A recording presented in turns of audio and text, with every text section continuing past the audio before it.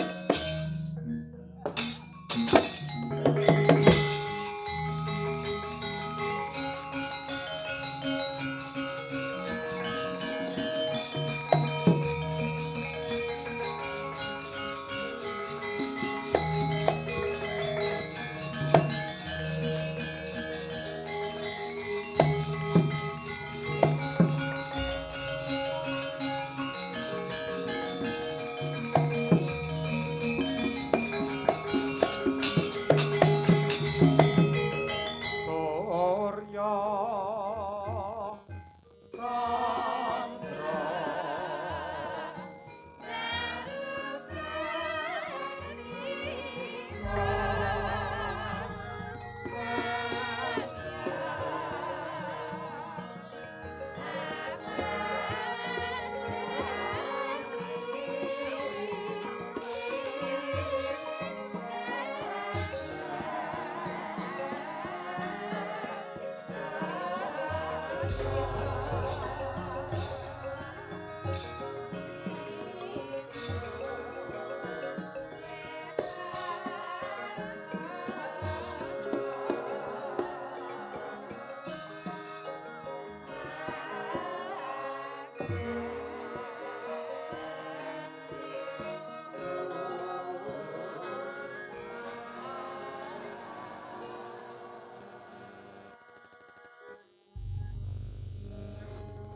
Duh kula putraning sun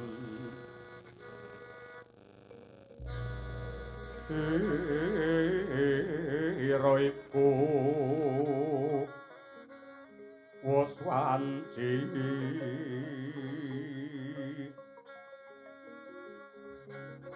pisah lan jenenge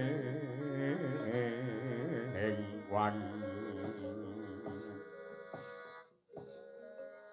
Satyaka kawula nuwun wonten timbalan kang ngadhawuh Dewaji ngibarate wong lelungan jeneng sira ndak sangoni sing jenenge wong urip bebrayan mono buncine mung katresnan wong urip bebrayan mono sangune katresnan ingkang sinebut katresnan kuwi kanugrahan gedhe saka Gusti ingkang murba jagat marang titahe ingkang awujud uruping dewa luhur lan apa to sebabe menungsa kok pinaringan rasa tresna supaya antarane lanang lan wadon bisa urip bebrayan linambaran sucining bebuden supaya dadi lantaran tumangkaring manungsa ing jagat raya laire jabang bayi ingkang dadi tandha penyambunge sejarah kejaba saka kuwi katresnan mono diparingake marang kabeh para makhluk utawa menungsa ing pangajab supaya kabeh tumindak lan pakartine menungsa tansah linambaran rasa tresna ora mung bab katresnane lanang lan wadon nanging katresnane menungsa kelawan pepadane urip lan uga katresnane menungsa karo alam sak isine rasa welas asih, rasa trenyuh guyub rukun samat sinamadan gotong royong. Yektine kabeh mau woing katresnan. Dadi yen menungsa bisa bebles tandes anggening gagapi lan pinter, ngetrapake mungguing tumindak jagat iki anane mung rahayu merga kesambah marang gedene rasa tresna ingkang tulus lan suci. Sorote pantam sumuluk hamadangi jroning pasarean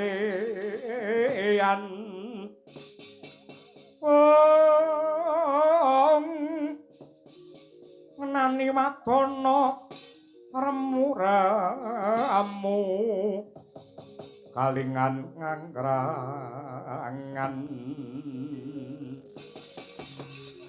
sang hyang manahen pung sumungkem guling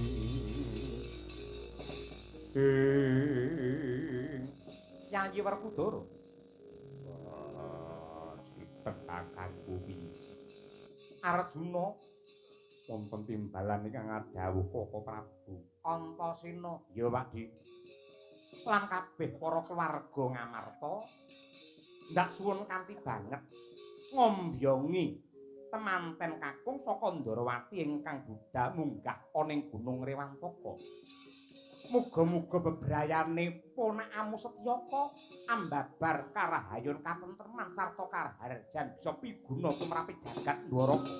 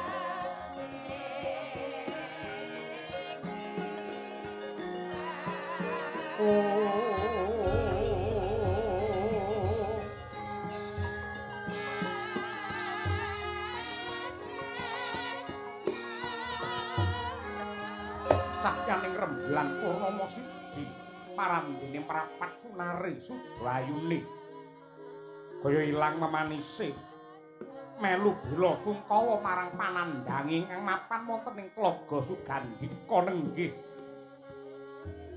Sang Rara Anjarsari Rina wengi hamung lelumbaning madyaning marih sanadyan luh ndrodos brebes mili yektining batos nalongso sumendhe marang purbane Hyang Agung pramila kawis tingal tingkem netra kekalih nyambung rasa marang Gusti ingkang Maha Kuwasa mrih antuk jatining pepajar mangkono tanggap ing sasmita nenggih dewaning katresnan Sang Bathara Kamajaya ing saking cakra kembang sigra mangejawantah ing tengah bengi mrepeki unggane Sang Manguntapa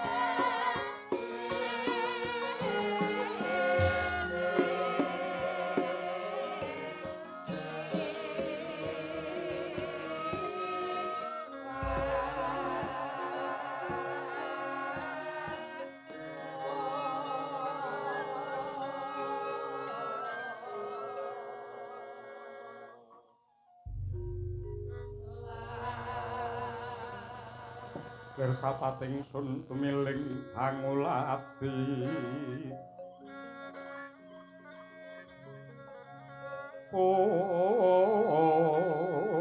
Puspita medem endah kang warni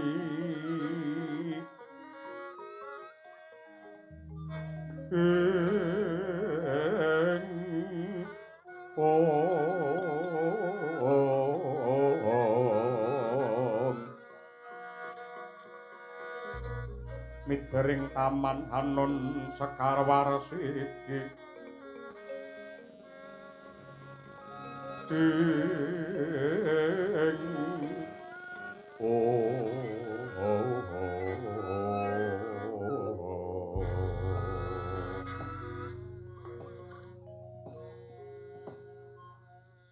nuwun sewu menawi mboten lepat pamawas kula menika jawata ing kahyangan cakra kembang paduka pukulun Sang Hyang Kamajaya ingkang mrepeki wonten ing Tlaga Sugandika kalilan kula punanjer sari ngaturaken sembah pangabekti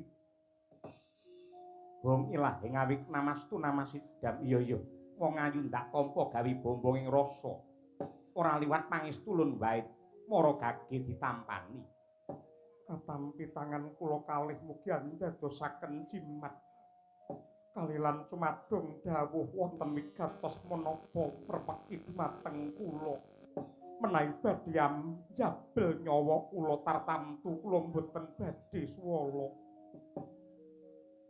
sari urhanana menungso urip kuwi saya kandel panembahe lan saya becik pakartine yektine malah saya gedhe cobane nanging pacoban kuwi yektine dadi rabuke iman jembare rasa sabar lan cagake rasa ikhlas kejaba saka kuwi sari manungsa iku ora bisa uwal saka tembung diuja lan diuji menungsa ora bisa uwal saka tembung diuja lan diuji Wong yen diuja mesti bakal diuji, wong yen diuji bakale ya diuja.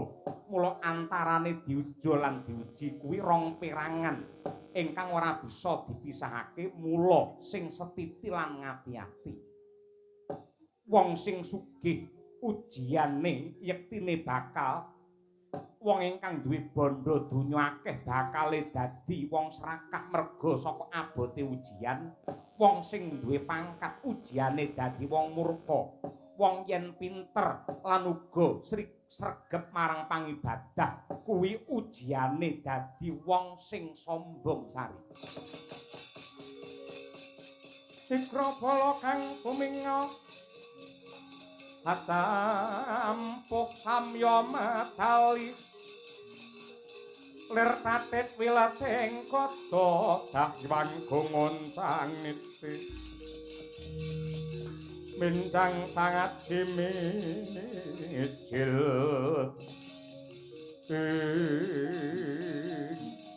ngaturaken panuwun pukulun paduka sampun nentremaken manah kula lan riparongguan iki ngertenana sajroning pepeteng bakale ana pepadang gumantung anggenmu mangesti marang Gusti lan saben-saben ing tengah wengi nganti parak esuk jago kluruk srengenge bakal jumedul jeneng sira bisa mentas saka madyaning tlaga Sugandika bergermu bakale dadi menungsa lumrah nanging yen wancine wis esuk jagone wis celuk-celuk jeneng sira rengga manjing oneng banyu bakale kejoderan langkung saya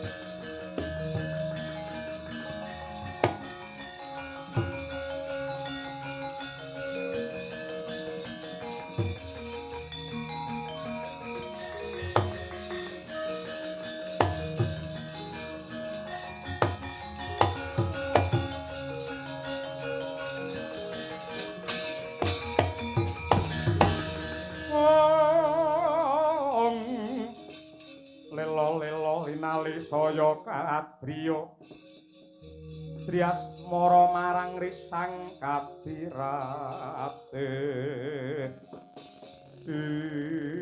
Petro wonten dawuh iki tengah wengi sajroning peteng dedet lemengan sithik ana sunare Sanghyang Candra ingkang nampek nyunari kelawan pasuryane wanita sing ana ing ngarepku. Iki sapa, Petro? Niki tengah wengi.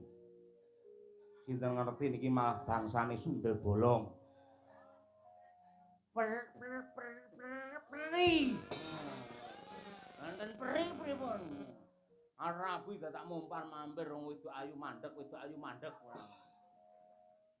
Ya setya ora. Setyaka. Lah iya Setyaka. Ora. Iki sapa? Nggih. Dangu dumateng kula nami kula pun Murni. Murni. Nggih. Sing ngandika sinten Raden? Aku Den Mas Setyaka saka Ndarawati. Bakal munggah pertapan Rewantaka utawa Candhi Pancuran. Dadi bakal palakrama kelawan sekaring pertapan ya kuwi Anjarsari. Sing ngandika ponate pinanggih kaliyan Anjarsari durung parandene kok badhe palakrami. Adat lan budaya lan agamaku sing jenenge wong lanang karo wong wadon kuwi ora dikeparengake nindakake pepacangan utawa pacaran, kudu langsung rabi ngono. Ngono, Gong. Nek ngono kuwi langsung dirabi ora. Wong itu dolanan.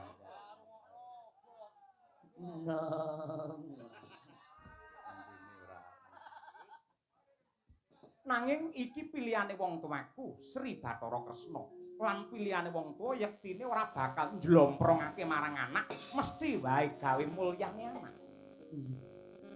Kula derek jumurung kula derek mangayu bagyo lan minangka tandha bekti kula nun sewu kula badhe nderek nyekar ning makam mboten nyekar nembang-nembang lho nembang apa?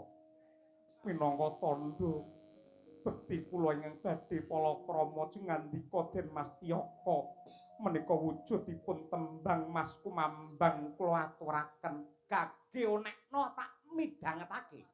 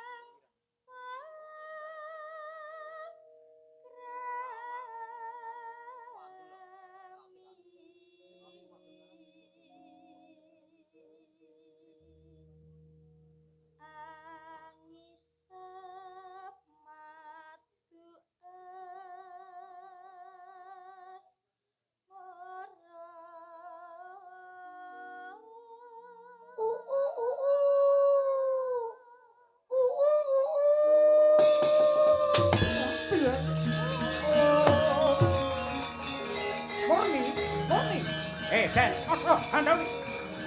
Murni. Wah, cilaka.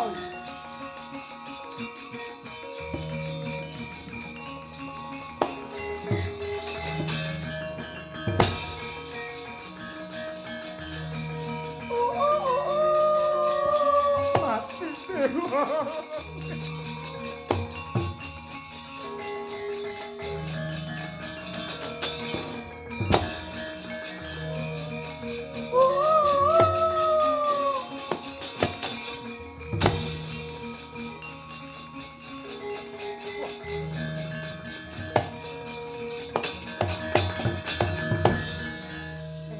Wong wadon tek becike suarane nganti kaya ngono.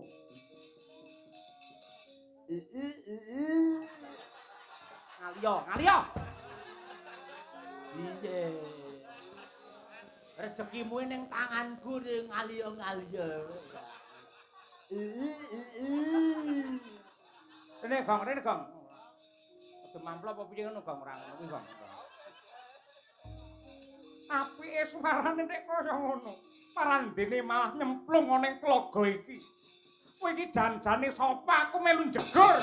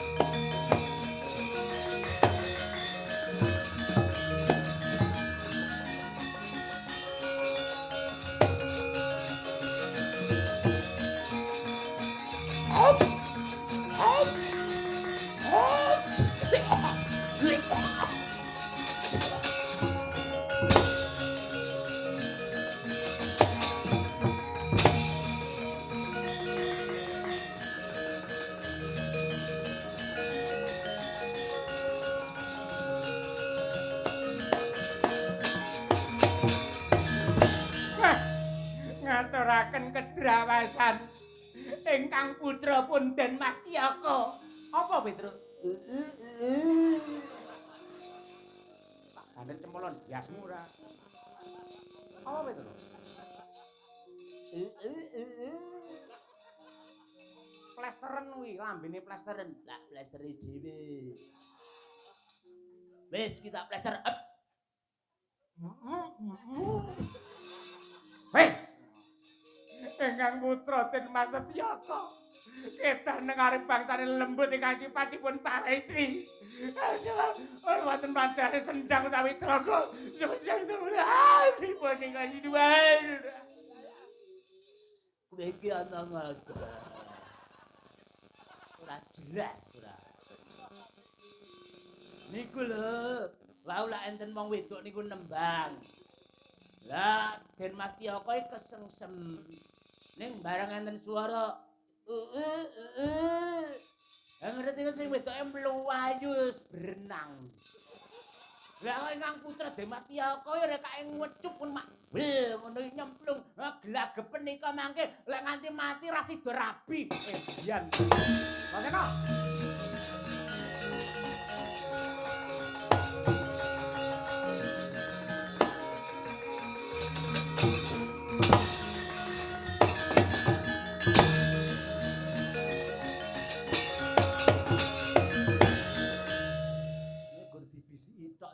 Intine piye iki mau? Sing ning radio apa mudeng? Padat kok lele, padat merayap kok lele. Ya bingung sing ning radio.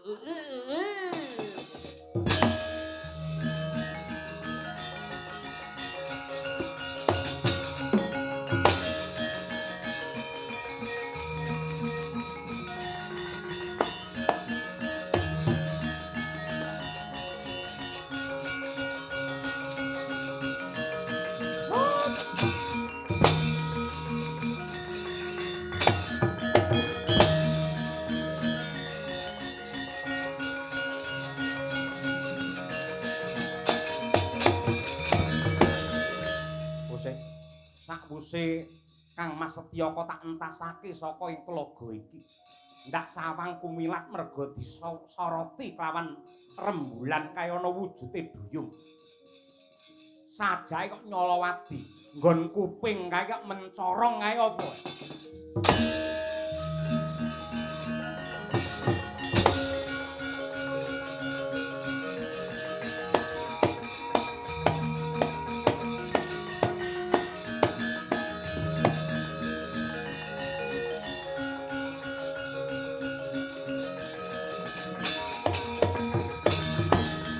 Mangkono tanggap ing sasmita nenggih Raden Antasena. Sigra nyandak nenggih putri Duyung. Nadyanta lunyune kliwat ukur parandene 1000 dalan den temoho.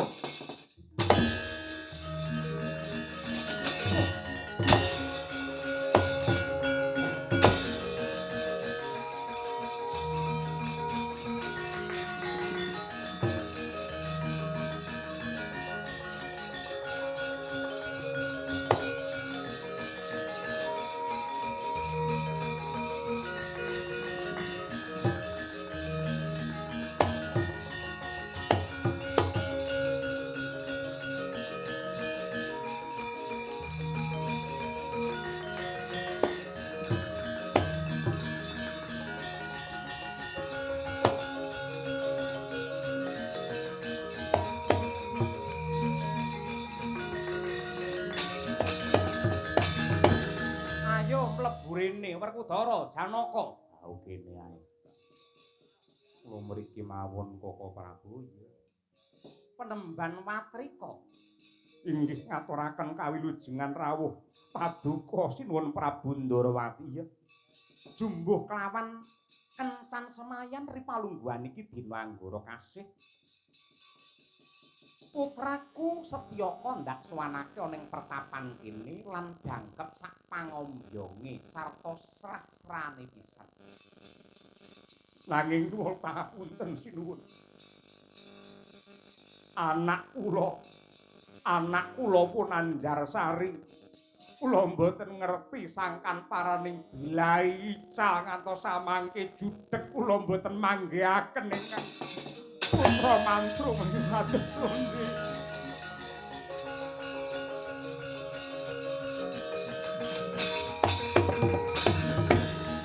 Tek ana lakon kaya mengkono. Lah banjur nuwun sewu menika menawi paduka kersa gandeng anak kula pun Anjarsari ical tanpa kabar.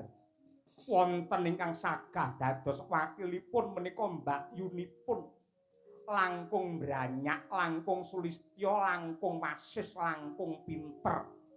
Nenggih pun Anjarsekar lho madhep para Nacabaya apa.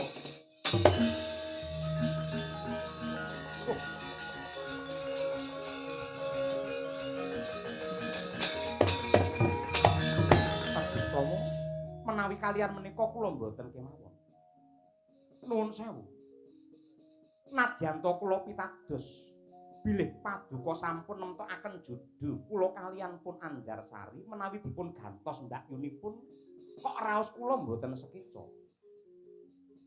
Nanging ya mung kanthi lelakon iki Setyaka kanggo nambak rasa wirang.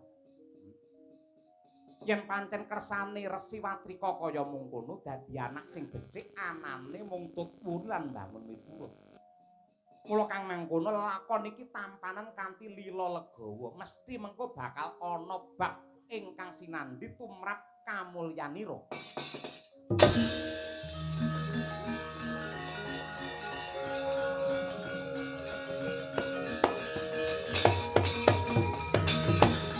Resi Watrika, Purbawasesa ndak aturake yen pancen suliye si Anjarsari kudu si Anjarsekar ndak pasrahke monggo anggene bakal mala kramakake. Nggih. Ngaturaken panuwun ingkang tanpa pamit. Mugi seneksen jagat saisinipun lan ugi pikantuk wujudipun berkah talining jodho saking Hyang Agung. Dene samangke kula tetepaken Den Mas Tiyaka amalakrami dhumateng anak kula pun Anjarsekar.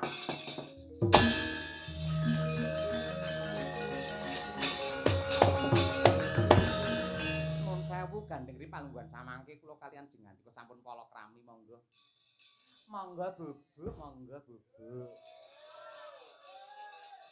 Ngapunten dereng gadah wawasan ingkang jangkemu ditata alon-alon.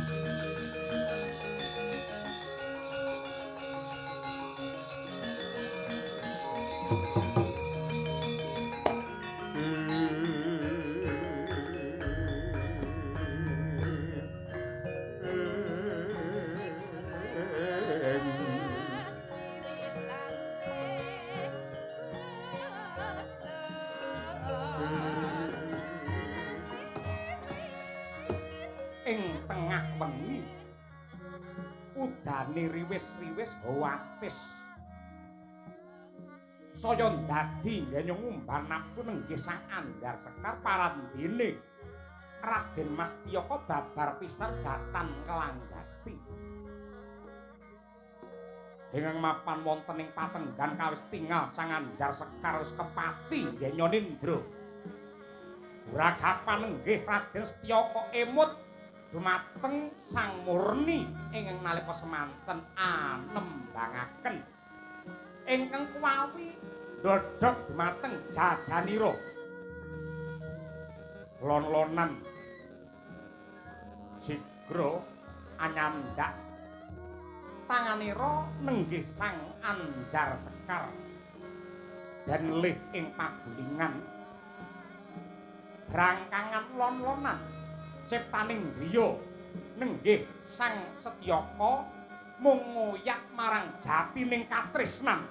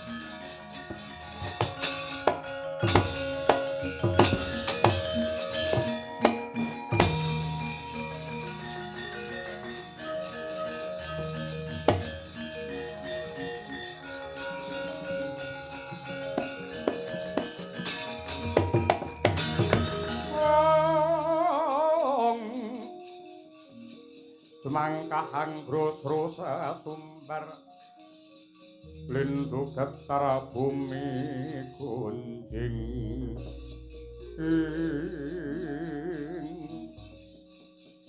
wis den pikut cinandak datan bisa ibah nenggih pun putri duyung mangkono sang Antasena asta ingkang kanan anyepeng wujudipun kembang mawar ingkang mapan wonten sumping karna den bedol wani babar jatine wujud Anjarsari.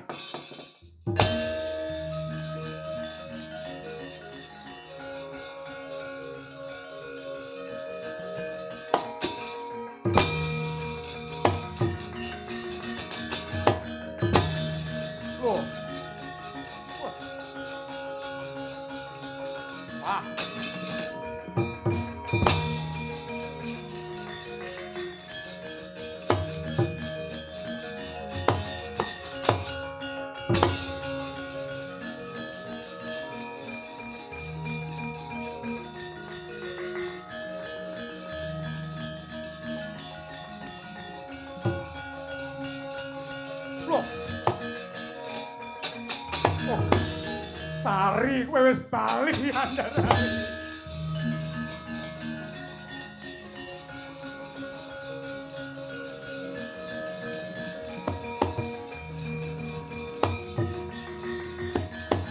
Tetepe kowe sing menang dijatuh krama lawan Raden Antasena Sari.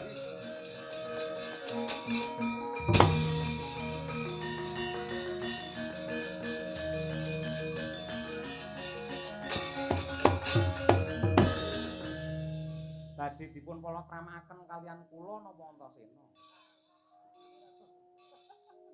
Lho ngono iki wong tuwa iki kaya ngono kuwi. Sing dikarepe ya kowe kok. Kok lah ya kae sing jenenge Anjarsari. Aku jane wis ndodho utawa ngrasa tumrap lelakon iki tek semune ana sing ganjil. Nah, tujune kok pangeran ki maha adil, satemah lakone kaya mangkene. Lah banjur kula mboten tresna kaliyan pun Anjarsekar. Wah. Keringetipun wah ambune mboten eco sanget. Iya. Kalau wis ana Anjarsari iki lho. Dadine piye ya?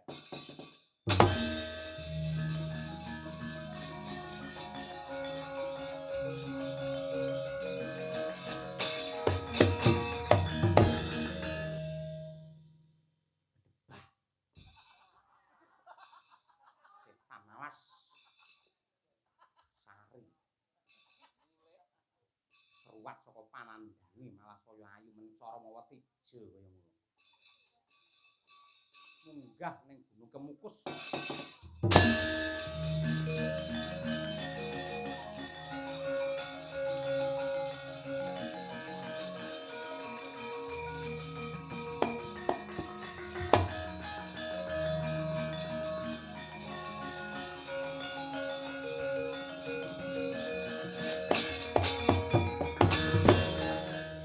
Sekar rawuh nah.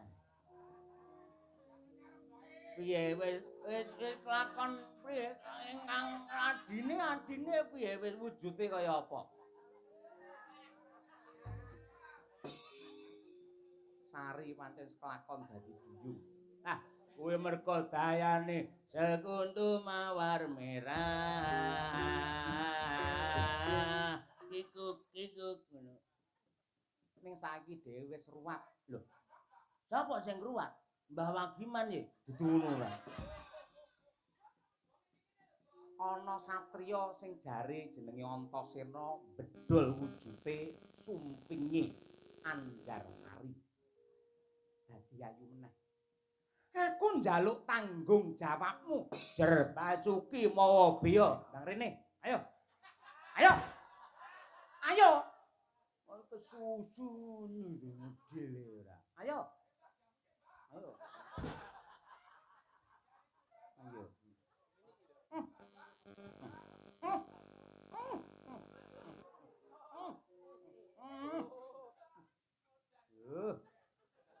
Ora nek sak menit wis bar. Ah kowe kesusu kowe. Mula aja suka biasane aku dadak jamu dhisik kowe teko tanpa obo ngono. Ripalungguhan iki gandeng tak turuti kang dadi nepsumu. Ayo. Sari kudu mati. Sari kudu mati. Aja kaget yen wujurku beda. Wow.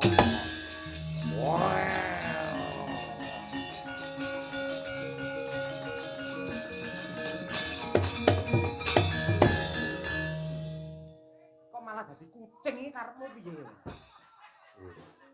Kucing denggele mlocot macan tiger. Ilane wedok macane. Karepmu nek malah kaya sulapan iki piye? Kok kanthi aku wujud Sardula Sariak patenane. Wow. Wow.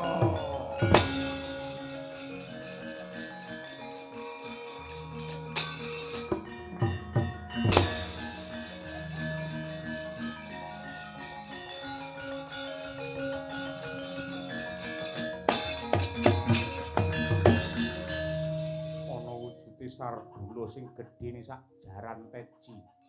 Apa bisa tata jamu iya? Linga Bremara. Endi sing jenenge Sari? Swargane mapan ana waduk kuak jaluk Anjarsari. Nyoh.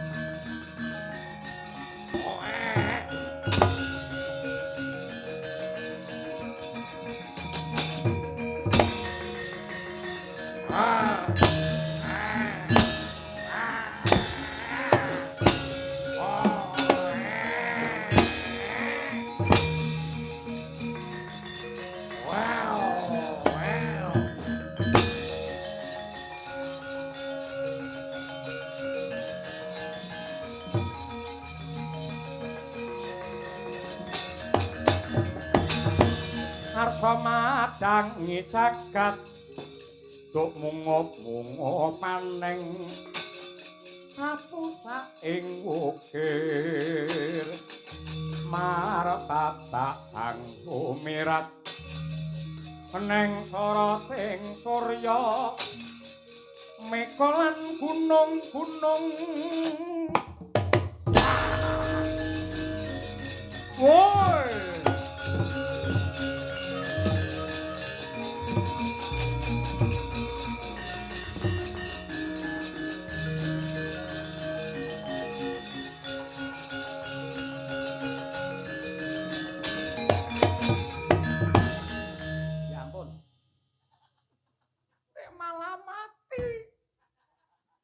Mati kancaku sapa?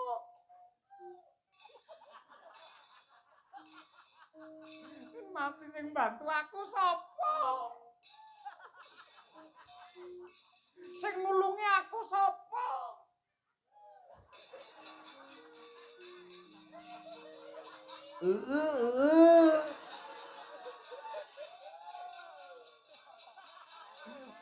Penemban sing oprewo lelakonmu nek kaya ngono. Dor. Sekar rabi. Sekar bakal dadi mantu Ndorowati. Tring kentik, tring kentik, tring kentik, tring kentik, dedelar katuk, dedelar katuk, entak tuntuk, tuntak tuntuk, ndandentuk dentak.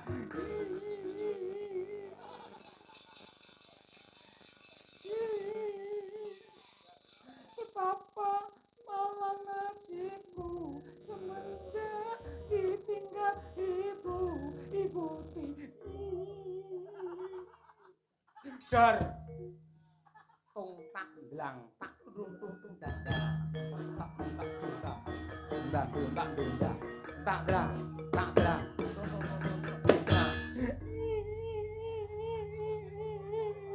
Rene tak dusi rene jangan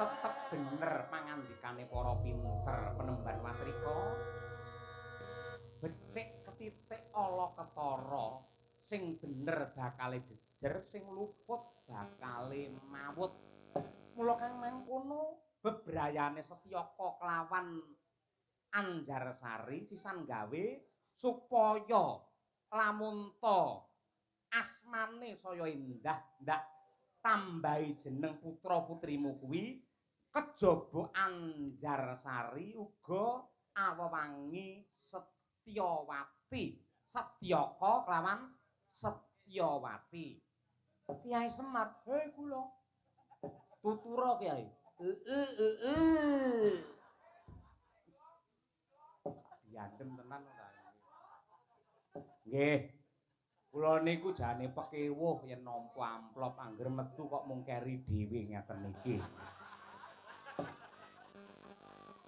ning gandeng sampun menika kewajiban kula nggih kula badhe nderek matur